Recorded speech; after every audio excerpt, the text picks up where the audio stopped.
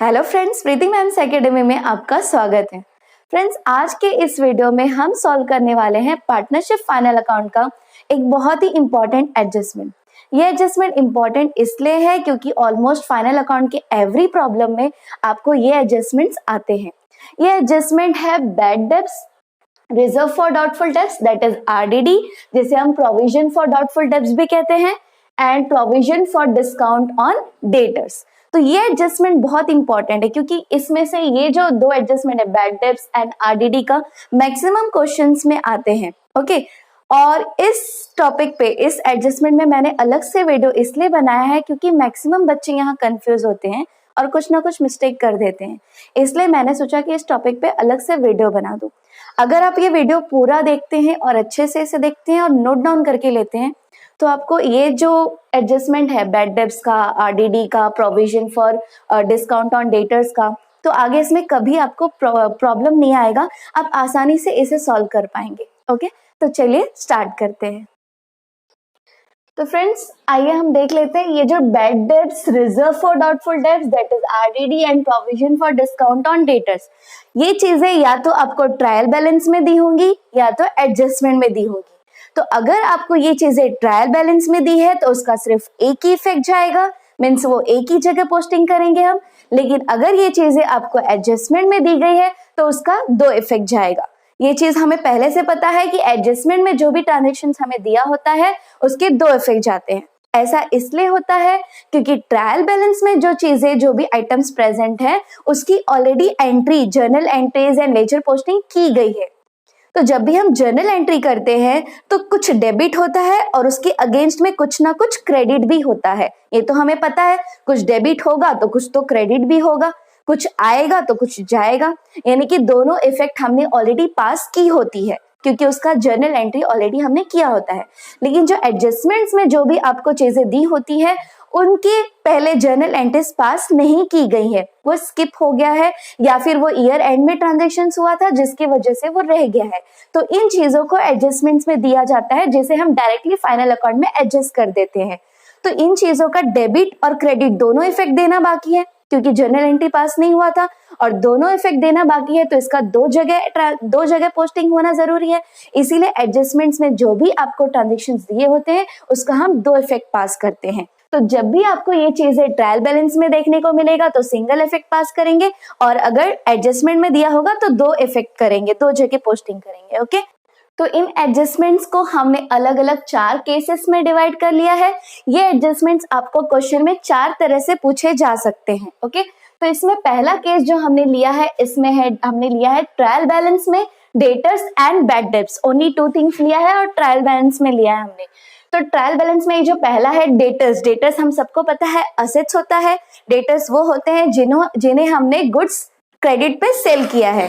तो जिन्हें हमने गुड्स क्रेडिट पे सेल किया, इन फ्यूचर उनसे हमें पैसे आने हैं, तो ये डेटर्स हमारे क्या हो गए, असेट्स। तो इन्हें हम कहाँ पोस्ट करेंगे, असेट्स में।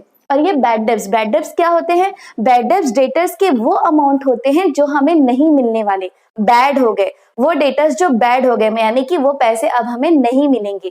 तो ये बैड डेब्ट्स हमारा क्या हो गया, लॉस हो गया, लॉस हो गया, जैसे कि हम बैड डेब्ट्स कहते हैं। और ए बैड डेब्ट्स जो है प्रॉफिट एंड लॉस के डेबिट साइड में आएगा क्योंकि ये एक लॉस है। ओके, तो अब यहाँ ट्रायल बैलेंस में ये चीजें दी गई है तो इसका एक ही इफेक्ट जाएगा, डेटर्स जाएगा कहाँ, असेट्स में। यहाँ पे हम लिख देंगे डेटर्स दैट इज 40,000 और बैड डेब्ट्स दिया है 2,000। बैड डेब्ट्स हमारा लॉस है और लॉस को हम कहाँ लिखते हैं, प्रॉफिट एंड लॉस के डेबिट साइड में।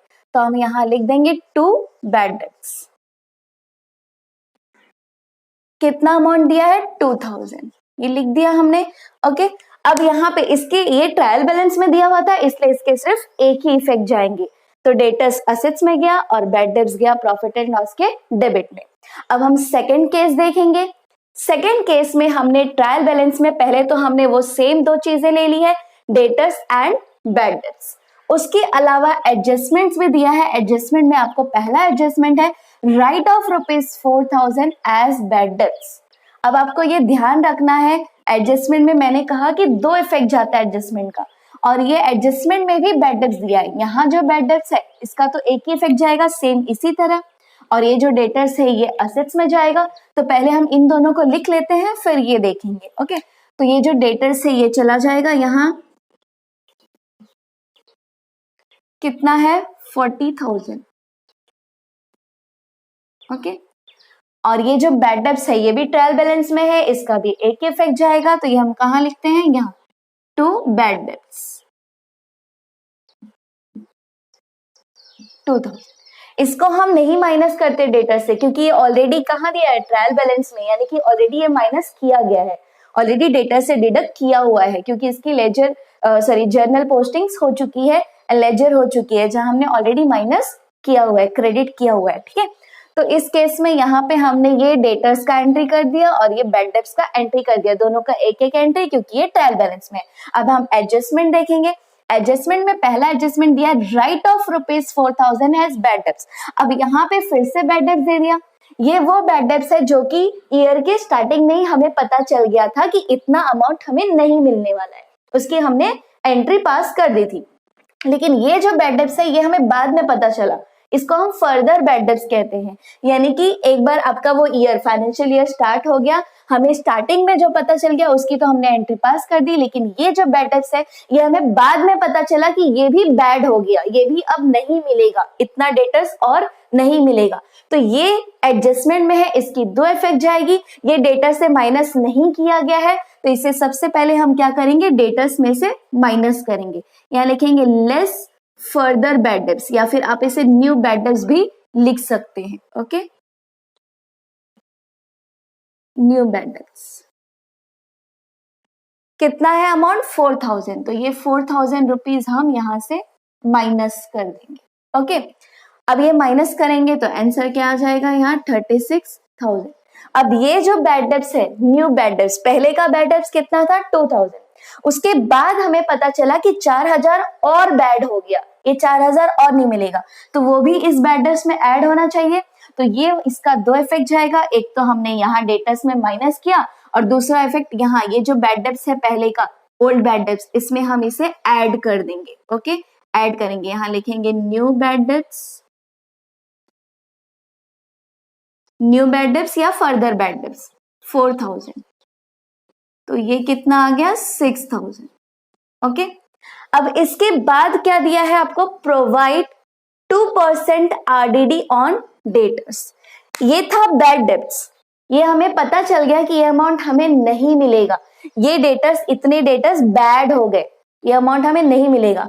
लेकिन ये RDD क्या होता है, RDD मतलब reserve for doubtful debts, RDD यानी कि रिजर्व फॉर डाउटफुल डेब्ट्स, जिसे हम प्रोविजन फॉर डाउटफुल डेब्ट्स भी कहते हैं।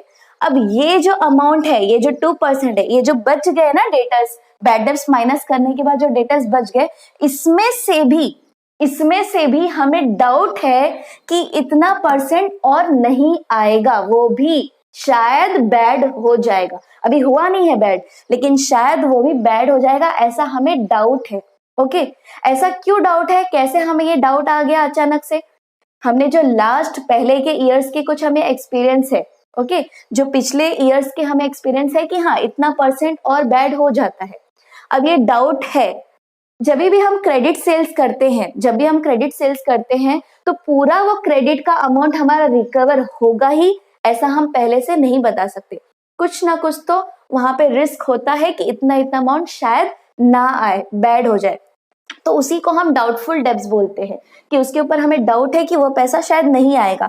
और अगर हमें डाउट है तो हमें उसे असेट में दिखाना चाहिए क्या, नहीं दिखाना चाहिए उसे, इसीलिए हम ये RDD जो है, डाउटफुल डेब्ट जो है, इसे हम डिडक्ट कर देते हैं डेटर्स में से, और उसे एक अलग अकाउंट में हम ट्रांसफर कर देते हैं, अलग जगह पे रख देते हैं। तो इसीलिए हम ये RDD जो है माइनस करेंगे।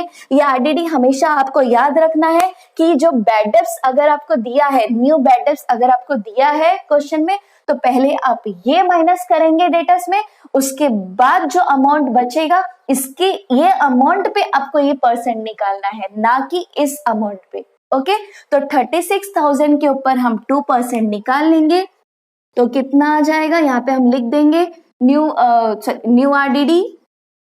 इसे हम न्यू RDD क्यों लिख रहे हैं मैं आपको बताती हूँ आगे, ठीक है। तो इसे हमने लिख दिया न्यू RDD कितना है 2%, तो 36,000 का 2%, हो जाएगा 720।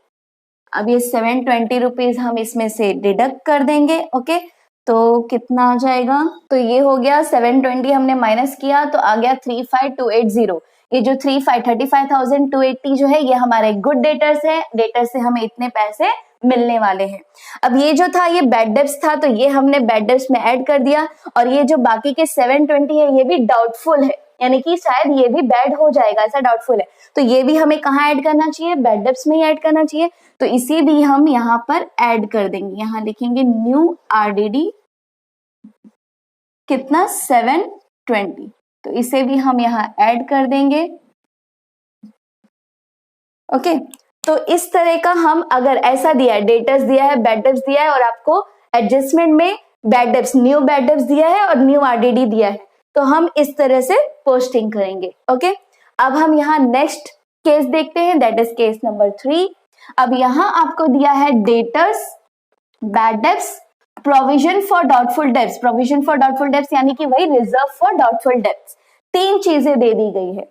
और यहाँ पर आपको दिया है सेम वही 2 चीज, that is write off ₹4,000 as bad debts and provide 2% RDD on debtors. यानी कि इन 2 केसेस में फर्क क्या है, यहाँ पे आपको प्रोविजन फॉर डाउटफुल डेब्ट्स ये नहीं दिया था, ये जो आरडीडी नहीं दिया था, और यहाँ पे आपको ट्रायल बैलेंस में आरडीडी दिया हुआ है क्रेडिट साइड पे। ओके, तो इस केस में हम एंट्री कैसे करेंगे, ये जो डेटर्स है एज इट इज डेटर्स हम कहाँ लिखते हैं, यहाँ लिख देंगे असेट्स में। डेटर्स का अमाउंट है 40,000 लिख दिया हमने।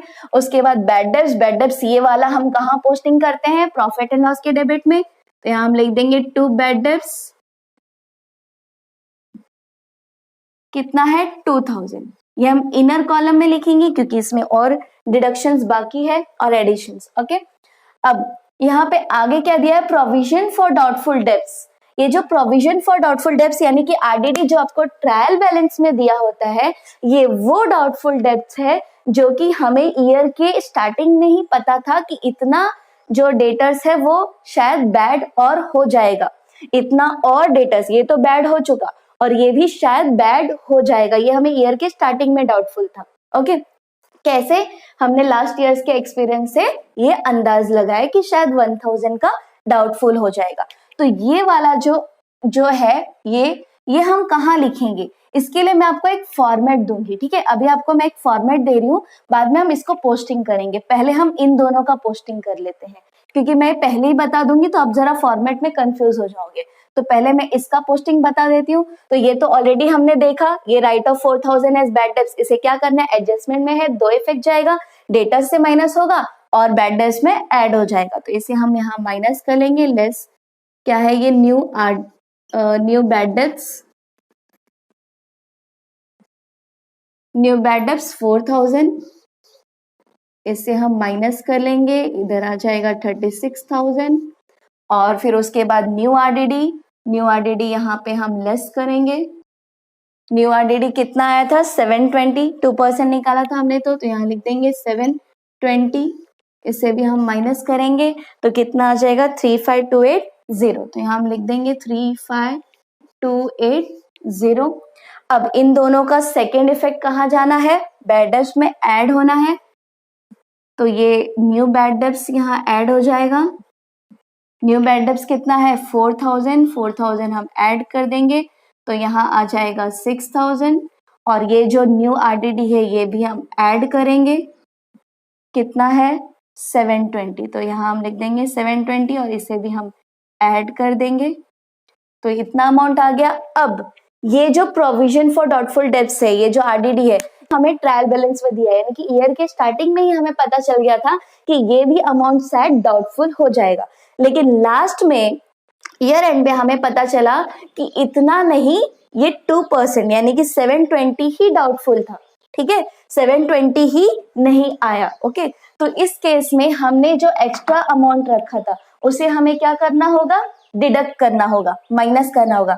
हमने सोचा था कितना 1,000 डाउटफुल होगा, लेकिन हुआ कितना, सिर्फ 720, तो हमने 720 ऐड कर दिया, तो जो ये अमाउंट है इसे हम क्या कर देंगे, माइनस कर देंगे, तो हम लिखेंगे लेस ओल्ड आरडीडी। ये जो हमने ईयर के स्टार्टिंग में सोचा था कि इतना हो जाएगा आरडीडी, तो ये था 1000 लेकिन हुआ कितना 720। तो ये पहले वाले को हम हटा देंगे, 1000 हम माइनस कर देंगे। ओके, तो कितना आ जाएगा 5720। तो इस तरह से इसकी एंट्री करनी है। ओके, अब एक चीज मैं आपको यहाँ और एक बताना चाहती हूँ, ठीक है, वो बहुत इंपॉर्टेंट है। कभी कभी ऐसा होता है, हमेशा नहीं, बाय चांस कभी, मान लो मतलब 10 क्वेश्चन आप सॉल्व करोगे तो उसमें एक ऐसा कुछ मिल जाएगा या दो मिल जाएगा। मान लीजिए ये जो प्रोविजन फॉर डाउटफुल डेब्ट्स है ये आपको ज्यादा दिया हुआ है, ठीक है, ये मान लीजिए आपको दिया है फॉर एग्जाम्पल 7000, ठीक है। तो अगर यहाँ पे मैं इसको 7000 लेती हूँ तो इस अमाउंट से ये अमाउंट ज्यादा है, यानी कि यहाँ जो आंसर आएगा आपका वो माइनस में आएगा। कैसे आएगा? माइनस में। लेकिन हम माइनस में बैड डेब्ट्स, ये जो प्रोविजन है हम माइनस में नहीं लिख सकते। ओके, माइनस, क्योंकि वो एक तरह से प्रॉफिट हो जाता है। अगर ये ज्यादा है, ओआरडी ज्यादा है, तो वो प्रॉफिट में ऐड होना चाहिए, तो हम उसे माइनस में नहीं दिखा सकते। तो ऐसे केस में आप क्या करोगे? सिंपली मैं ओरली आपको बता देती हूँ, ऐसे केस में आप क्या करोगे? सिंपली सेम इसी चीज को आप यहाँ क्रेडिट में लिख दोगे। जैसे ही आपको दिख जाता है कि ये अमाउंट ज्यादा है, आप यहाँ पे क्रॉस कर देना, ठीक है। अभी जो हम नेक्स्ट क्वेश्चन करेंगे ना, question number 1 partnership final account का, उसमें आप देखना इसी तरह का सम है वो, ओके, जिसमें कि ओल्ड आरडीडी ज्यादा दिया है। तो यहाँ पे सिंपल से क्रॉस लगा देंगे और यहाँ पे हम ठीक इसका उल्टा लिख देंगे, ठीक इसी का उल्टा। पहले हम यहाँ ओल्ड आरडीडी लिख देंगे। ओल्ड आरडीडी कितना है? 7000, तो हम यहाँ लिख देंगे, ओ सॉरी, यहाँ लिखना था। ओके, तो यहाँ पे हम लिख देंगे बाय, यहाँ हम लिख देंगे by old RDD. Old RDD यहाँ लिखेंगे 7000 और इसमें से हम क्या करेंगे? इसमें हमने यहाँ क्या किया था? इन सबको प्लस किया था। अब हम यहाँ का क्या करेंगे? माइनस करेंगे। तो ये जो बैड डेब्ट्स है, ये बैड डेब्ट्स हम यहाँ माइनस करेंगे। बैड डेब्ट्स कितना था? 2000, ये 2000 माइनस होगा। और दूसरा क्या, ये न्यू आरडीडी भी इसमें लेस हो जाएगा। न्यू आरडीडी कितना? 4000, sorry new bad debts, it's new bad debts, new bad debts 4000 deduct हो जाएगा। और उसके अलावा ये न्यू आरडीडी, न्यू आरडीडी कितना? 720, ये भी डिडक्ट हो जाएगा। तो ये सारा अमाउंट इसमें से हम डिडक्ट कर देंगे ओल्ड आरडीडी में से। तो आंसर कितना आ जाएगा? तो ये आ गया 280, इसे डिडक्ट करने के बाद। ये ऐसा आप कब करोगे? जब आपको पता है कि ओल्ड आरडीडी ज्यादा दिया है इन सबसे। जैसे आप देखोगे कि ओल्ड आरडीडी यहाँ पे ज्यादा हो रहा है तो आंसर माइनस में आएगा, तो आपको चुपचाप यहाँ एक क्रॉस मार्क करना है और ठीक इसी का उल्टा यहाँ एंट्री पास कर देना है प्रॉफिट एंड लॉस के क्रेडिट साइड में। ओके, इस तरह से। लेकिन अगर आपको ये कम ही दिया है तो फिर ऐसा जरूरत नहीं है इस साइड करने की, आप एज इट इज जो हम यहाँ पे नॉर्मली कर देंगे, फिर हम ऐसा नहीं करेंगे। ओके, 5720 आंसर आ गया। ओके, ये जो मैंने रफ कर दिया, आप बैक करके यहाँ का जो मैंने एक्सप्लेन किया था उसका स्क्रीनशॉट ले लेना। ओके, अब हम फोर्थ केस देखते हैं। फोर्थ केस में same as it is debtors दिया है, बैड डेब्ट्स दिया है एंड प्रोविजन फॉर डाउटफुल्स दिया है। और ये भी ये दो चीज सेम है, बस एक एक्स्ट्रा एक न्यू एडजस्टमेंट आपको दिख रहा है यहाँ पे, create a provision for discount on debtors at 5%। तो पहले जो हमारा पहले का एंट्रीज है वो हम एज इट इज कर लेते हैं। तो यहाँ पे हमने इस एज इट इज जो बाकी के एंट्रीज थे जो सेम थे वो हमने एज इट इज पास कर लिया। अब यहाँ पे एडजस्टमेंट में एक न्यू एंट्री दिया है, that is create a provision for discount on debtors. इसका मीनिंग क्या होता है कि हमारे पास जो डेटर्स अब बच गए, यानी कि इतने जो डेटर्स बच गए जो कि गुड डेटर्स है, इन पे भी वो जो डेटर्स है वो कुछ डिस्काउंट मांग रहे हैं, वो बोल रहे हैं कि हमें कुछ डिस्काउंट दे दो। तो मान लो हम उन्हें कुछ डिस्काउंट प्रोवाइड कर रहे हैं, तो वो भी हमारा लॉस है, वो भी हमारे डेटर्स को कम करेगा। अब जैसे कि हम 5% प्रोविजन फॉर डिस्काउंट है, यानी कि एक प्रोविजन रख रहे हैं कि वो लोग डिस्काउंट मांगेंगे 5%, तो ये 5% हम इसमें से क्या करेंगे? माइनस करेंगे, क्योंकि ये 5% वो लोग हमें कम देने वाले हैं। ये 5% हमने प्रोविजन कैसे रखा? वही हमारे पास्ट एक्सपीरियंस से, यानी कि पहले से हमें एक्सपीरियंस है कि वो लोग इतना तो डिस्काउंट एटलीस्ट मांगते हैं, तो इसलिए हमने इतना % डिस्काउंट रख दिया। ओके, तो 5% हम क्या करेंगे? इसका निकालेंगे, जो अमाउंट बच गया जो कि हमारे गुड डेटर्स हैं, जो हमें पैसे मिलने वाले इस पे भी हम 5% डिस्काउंट निकाल के साइड में रख देंगे, क्योंकि हो सकता है वो उतना अमाउंट वो कम दे। तो इसका हमें डिस्काउंट निकालेंगे तो कितना आ जाएगा, 1764 आ जाएगा। 5% अगर इस अमाउंट पे आप निकालते हो तो कितना आता है, 1764। तो हम यहाँ लिखेंगे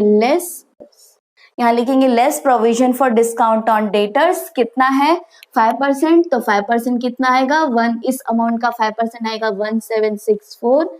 इसको हम माइनस कर देंगे तो हमारा फाइनल जो गुड डेटर्स आ गया वो हो जाएगा 33516। ये अमाउंट हमें मिल जाएगा, दैट इज गुड डेटर्स। अब इसका सेकेंड इफेक्ट कहाँ जाएगा, इसमें नहीं जाएगा, क्योंकि ये हमारा बैड डेब्ट्स नहीं है और ना तो कोई आरडीडी है, रिजर्व फॉर डाउटफुल डेब्ट्स है। ये एक डिस्काउंट है जो कि हमने डेटर्स को देने वाले हैं। तो फिर ये हम अलग से यहाँ लिखेंगे प्रोविजन, यहाँ हम लिखेंगे to provision for discount on debtors कितना है, 1764। तो इसे हम अलग से शो करेंगे। तो ये था आपका सारा जो bad debts, reserve for doubtful debts and provision for discount on debtors से रिलेटेड सारी एंट्रीज। अब हम इस चीज के लिए मैं आपको एक फॉर्मेट समझा देती हूँ। ये फॉर्मेट आप हर क्वेश्चन में सॉल्व करना, मतलब सेम फॉर्मेट बनाना, जिससे कि आपको प्रॉब्लम नहीं आएगा। तो पहले आप इसका स्क्रीनशॉट ले लीजिए, फिर मैं आपको वो फॉर्मेट बता देती हूँ। ओके, तो ये फॉर्मेट है, ये प्रॉफिट एंड लॉस में आपको बैड डेब्ट्स के लिए इस तरह का फॉर्मेट बनाना है। टोटल कितने 6 लाइंस में आपके फॉर्मेट होंगे, जिसमें कि 2 बैड डेब्ट्स होगा। बैड डेब्ट्स का जो अमाउंट ये जो दिया रहता है ये हम यहाँ लिखेंगे, और जो न्यू बैड डेब्ट्स जो आपको एडजस्टमेंट में दिया है वो अमाउंट आप यहाँ लिखोगे, उसे आप ऐड करोगे। इन दोनों को ऐड करके जो अमाउंट आएगा यहाँ लिखोगे। उसके बाद न्यू आरडीडी जो कि आपको यहाँ दिया हुआ होगा, ये न्यू आरडीडी आपको अगर दिया है तो आप वो अमाउंट यहाँ पे ऐड करोगे इसमें, और अगर नहीं दिया है सपोज तो आप इस तरह से डैश करके और सेम यही अमाउंट को नीचे ले लोगे, और अगर दिया है तो वो अमाउंट हम ले लेंगे। और ओल्ड आरडीडी अगर दिया है तो उसे हम यहाँ लिख करके इसमें से माइनस करके और यहाँ पे अमाउंट आउटर कॉलम में पोस्ट कर देंगे। और अगर ये नहीं दिया है तो यहाँ पे हम क्या करेंगे, डैश करेंगे और जो अमाउंट होगा वही यहाँ पोस्ट करेंगे। तो इस तरह से आपको फिक्स फॉर्मेट बना लेना है, जिससे कि आपको कभी कंफ्यूजन नहीं होगा कि क्या ऐड करना है, क्या लेस करना है, कब कहाँ क्या लिखना है। उसी तरह से यहाँ भी बैलेंस शीट में भी आपको डेटर्स लिखना है। डेटर्स के जो अमाउंट दिए होंगे आपके ट्रायल बैलेंस में वो आप इनर कॉलम में लिख दोगे। उसके नीचे आपको एक लाइन ये लीव करना है। ये लाइन इसलिए है क्योंकि कभी कभी अनरिकॉर्डेड सेल्स या फिर डिसऑनर्ड ऑफ बिल ऐसा दिया होता है कुछ एडजस्टमेंट, तो वो एडजस्टमेंट आपको यहाँ लिखने के लिए जगह चाहिए, इसलिए हम पहले से ही यहाँ पे एक लाइन लीव कर देंगे। उसके बाद यहाँ पे जो वो वाला एडजस्टमेंट करने के बाद डिडक्ट ऐड या लेस करने के बाद जो अमाउंट आएगा वो हम यहाँ लिखेंगे। अगर यहाँ कोई एडजस्टमेंट नहीं है तो हम डैश करके यही अमाउंट को नीचे ले लेंगे। ओके, और उसके बाद हम यहाँ पे न्यू बैड डेब्ट जो है वो लेस करेंगे और वो लेस करके जो अमाउंट आएगा यहाँ लिखेंगे। उसके बाद न्यू आरडीडी जो दिया होगा वो हम इस अमाउंट के ऊपर परसेंट निकाल के और इसमें से लेस करेंगे और जो आंसर आएगा उसे हम यहाँ आउटर कॉलम में लिख देंगे। ये किस केस में, first, second and third case में। लेकिन अगर आपको क्वेश्चन में create a provision for discount on debtors भी दिया है तो ये वाला जो अमाउंट डिडक्ट करने के बाद न्यू आरडीडी माइनस करने के बाद आप आंसर यहाँ लिखोगे और उस वक्त आपका फॉर्मेट जो डेटर्स का 6 लाइन का नहीं 8 लाइन का हो जाएगा। एक और लाइन आपको यहाँ लेना होगा, यहाँ पे आप लिखोगे less provision for discount on debtors. मैंने शॉर्टकट में लिख दिया है। यहाँ पे आप वो डिस्काउंट डिडक्ट करके फिर जो अमाउंट आएगा वो आउटर कॉलम में, यानी कि जब आपको provision for discount on debtors भी दिया है तो 8 डेटर बैलेंस शीट में डेटर्स का आपका 8 लाइन का फॉर्मेट होगा, और अगर आपको provision for discount on debtors नहीं दिया है तो सिर्फ 6 लाइन का ही फॉर्मेट होगा। ये अमाउंट डायरेक्ट यहाँ पे आ जाएगा और यहाँ इसका तो फिक्स है 6 लाइन का ही फॉर्मेट होगा एनी केसेस में। और जो चीजें आपको दी गई है उसका आप अमाउंट लिखोगे, नहीं दी गई है तो डैश करके आगे जो भी अमाउंट आएगा उसको कैलकुलेट करोगे। ओके, तो ये था फिक्स फॉर्मेट। अगर आप ये फॉर्मेट बाय हार्ट कर लेते हैं तो आपको ये जो एडजस्टमेंट है इससे रिलेटेड कभी डाउट नहीं आएगा, परेशानी नहीं होगी इसे सॉल्व करने में। ओके, तो फ्रेंड्स होप आपको ये वीडियो पसंद आया होगा। अगर आपको ये वीडियो पसंद आया हो तो प्लीज इसे लाइक कीजिए, शेयर कीजिए और मेरे चैनल को सब्सक्राइब कीजिए और बेल आइकन भी प्रेस कर दीजिए ताकि आपको मेरे हर वीडियोस की नोटिफिकेशंस मिलती रहे। Thank you.